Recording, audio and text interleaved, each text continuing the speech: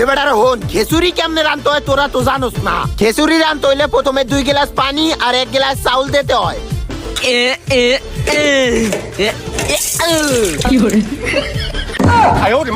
এই কপাল পোড়া তুই গেলাস উঠে এটার মধ্যে দেশস কি নিগিয়া ভাই গেলাস উদা দিছি, গেলাস তো আয়রন, আয়রন খাইয়ে আমরা আয়রন ম্যান হয়ে যাম গা।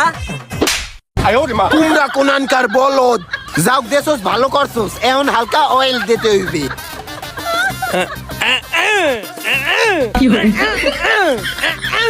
ভাই এবার কয়েল দিয়ে দিছি, স্বাদ হইবে না, দেখ অনেক স্বাদ হইবে।